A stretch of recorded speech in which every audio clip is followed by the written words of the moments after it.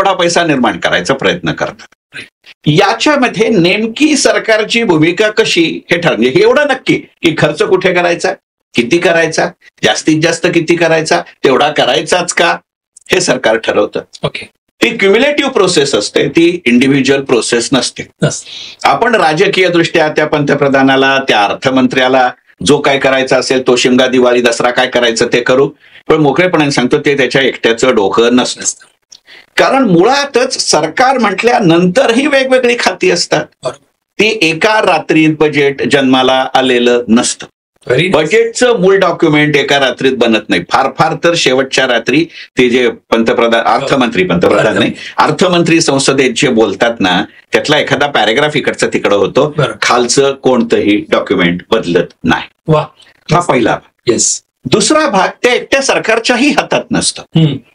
आता साधं उदाहरण घ्या ना, आता ऑपरेशन पहलगाम झालं किंवा ऑपरेशन सिंदूर झालं पहलगाम नंतर. साहजिक याचा प्रचंड मोठा परिणाम पुढच्या वर्षीच्या बजेटमध्ये झालाय. आता काय सरकार काय सांगायला गेलं होतं का, अरे असं काहीतरी करा पहलगामला, मग सरकार काय सांगायला गेलं होतं का आम्ही ऑपरेशन सिंदूर करू.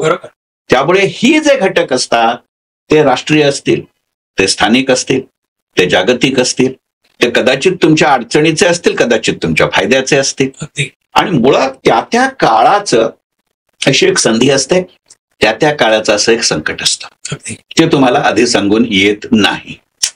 अशा परिस्थितीमध्ये तुम्ही काय क्षमतेनं त्याच्यावर तुटून पडता आणि तुमच्या प्रायोरिटीज काय, या सगळ्याचा ताळेबंद म्हणजे बजेट. So nice. किती सिंपल तऱ्हेने तुम्ही सांगितलं.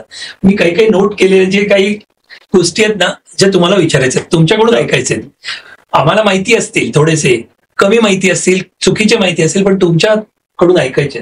दुसरी गोष्ट मला जी विचारायची बजेट आहे. खूप वेळेला प्रत्येक वेळेला जेव्हा बजेट होतं, तुम्ही म्हटल्याप्रमाणे पूर्वी 75 ते 100 लोक पुरत होती, म्हणजे ऐकायला येत होती. आता बजेट सेशन्स म्हटलं, तुमचे जर खास बजेट सेशन म्हटलं तर ग्राउंड बुक करायला लागतं किंवा त्याची सोय करतात. म्हणजे एवढी लोक येतात, इंटरेस्टेड आहेत. प्रत्येकाला फायनान्सच्या विषयी बजेट माझ्यासाठी काय आहे हे नेहमी जाणण्याची इच्छा असते. तर तुमच्या मते आत्ता आपण करंट जे काय आपण चाललेलं आहे, जो देश चाललेला आहे, आपलं इंडियन इकॉनॉमी चालली आहे, आपण सिंपल भाषेमध्ये तुम्हाला काय दिसते